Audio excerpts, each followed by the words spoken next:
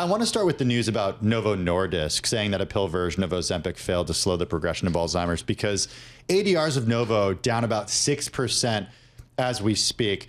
Does this mean that the GLP-1s don't slow the progression of Alzheimer's, or does it mean that the pill form of a GLP-1 doesn't slow the progression of Alzheimer's?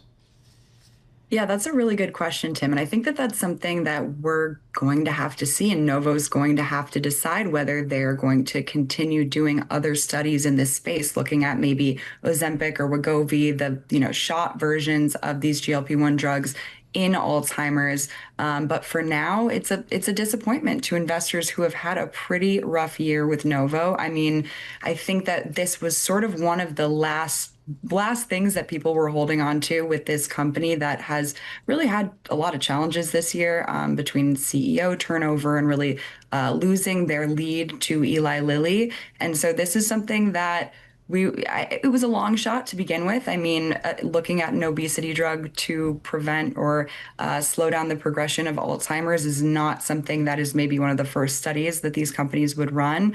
But it was something that could have had a huge upside for Novo, and obviously a big benefit for patients. And so again, goes back to that point of whether the company will see that or think that there is something to continue studying here, or whether they're just going to sort of throw in the towel. You know, that's what struck me, Madison, is it just felt a little random. I mean, I know it's about, these guys have got to be thinking about repurposing and really more importantly, finding other indications, right, for these drugs, which, you know, the three of us have talked about and kind of joked. It felt like this was kind of the all-in-one elixir that's going to fix all that ails us, or at least a lot of stuff. And we have seen some, other, ailments that as a result of basically losing weight, that you have a better health outcome. Heart disease, sleep apnea, those sorts of things. Obviously check with your doctor, but like these are the things that we see as the second order effects from people losing weight. Totally. So was it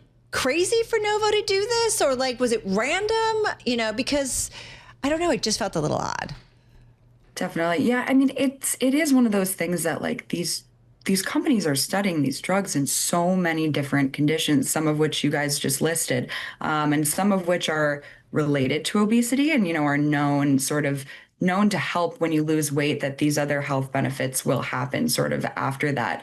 But Alzheimer's always seemed like one that was sort of a little bit outside of that box. I mean, we do know that there are obviously links between inflammation, diabetes, Alzheimer's, sort of all of these things that fall under the category of metabolic health. And we do know that these drugs have an impact in the brain. I mean, there are GLP-1 receptors in the brain, and there's this signaling that happens. And so we know that the brain plays a role in just this whole ecosystem of how these drugs work. And there have been some earlier stage studies or population, looking at sort of not an actual clinical trial, but looking in a population of people that are on these drugs, seeing some benefit in Alzheimer's or dementia and things like that. So there were signals, and, the company, I think, would say that it is on them and it is their responsibility to investigate all of these things and to look at the potential promise in many different conditions, especially for a disease like Alzheimer's, for which there aren't that great of treatments, and there aren't that many on the market. And so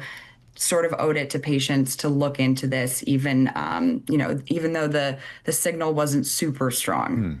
Hey, to shift gears just a little bit, but staying on Novo Nordisk, we were looking at a chart on the screen that showed shares of Novo Nordisk down close to 50% so far this year, more than 50%. This is Novo, not the ADRs, but this is Novo. Eli Lilly, on the other hand, shares so far this year up 38%, and in fact, last week becoming the first healthcare company to reach $1 trillion. How have these two companies had such different years when it is the GLP-1 drugs that have led to so much of the success over the past couple of years?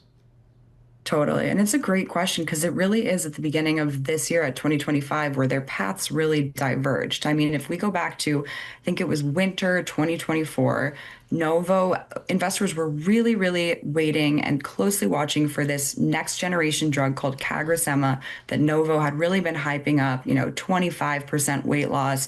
And Lilly already has a next generation drug that they're working on. And then that drug, CagriSema, failed to meet the bar that the company really set for it and that investors had been hoping for. And I felt like that was where things started turning for Novo. From then on, they started out the year on a not so great foot, and continued sort of losing their lead to Lilly as Zepbound really surpassed Wegovy in terms of new prescriptions and popularity. And Lilly was quicker and maybe more innovative in looking at how to get their drugs to patients. And so they started doing Lilly Direct.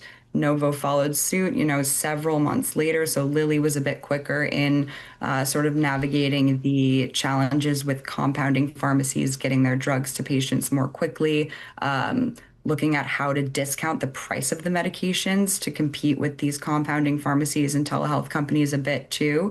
And so Novo has been a bit slower sort of on all of these competitive things that Lilly has just been so quick to the punch and willing to try, I think, maybe riskier strategies that have really paid off. And then in terms of the science and just the pipeline, Lilly has really been trying to, I think, their strategy is to have a drug for everyone across the board, across the obesity spectrum. And they are just looking at everything. Whereas Novo was really caught up on semaglutide and the promise of that, which is an incredible drug. It's that's what Ozempic and Wegovy are. But that sort of, according to experts at least, they relied a little bit too much, rested too much on their laurels with that. And so they weren't as fast as Lilly to maybe go after other molecules, do other studies, and take more of a risk-taking approach.